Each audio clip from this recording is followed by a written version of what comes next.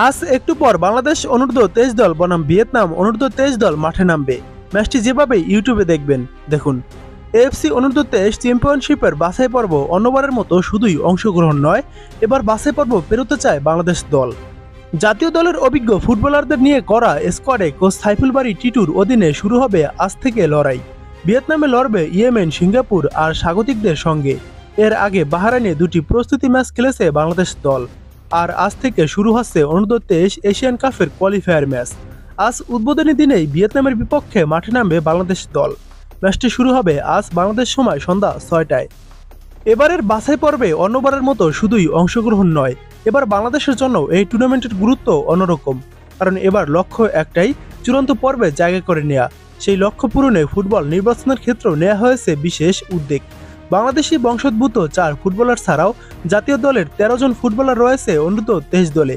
4 জন প্রবাসী ফুটবলার হল তানিল সালিক, Cuba Mitchell, Zayan Ahmed ও ফাহমিদুল ইসলাম। তবে আজকে ফাহমিদুল ইসলামকে পাবে না বাংলাদেশ অনূর্ধ্ব-23 দল। ফাহমিদুল গতকালই ভিয়েতনামে পৌঁছেছে, যার জন্য প্রথম ম্যাচ আজকে তিনি খেলতে পারবেন না। এবারের বাছাইয়ে অংশ নিচ্ছে এশিয়ার 44টি দেশ। 11টি গ্রুপের চ্যাম্পিয়ন ও সেরা 4 রানার্স আপ দল আগামী বছরের সৌদি আরবে অনুষ্ঠিত মূল পর্বে খেলবে। আজকে খেলার পর 6 সেপ্টেম্বর বাংলাদেশ খেলবে ইয়েমেনের বিপক্ষে। আর গ্রুপের শেষ ম্যাচ 9 সেপ্টেম্বর বাংলাদেশ খেলবে সিঙ্গাপুরের বিপক্ষে। এর আগে বাহরাইনে 12 দিন ক্যাম্প করেছে বাংলাদেশ দল। সেখানে বাহরাইন অনূর্ধ্ব-23 দলের বিপক্ষে দুটি ম্যাচ খেলে বাংলাদেশ দল হেরেছে। তবে ম্যাচ হারলেও ম্যাচ দুটিকে ইতিবাচকভাবে দেখছেন দলের কোচ সাইফুল বারী টিটু। ইতালিতে ক্লাব বদল করায় বাহরাইনে সেই দুটি ম্যাচ খেলতে পারেননি ফাহমিদুল ইসলাম।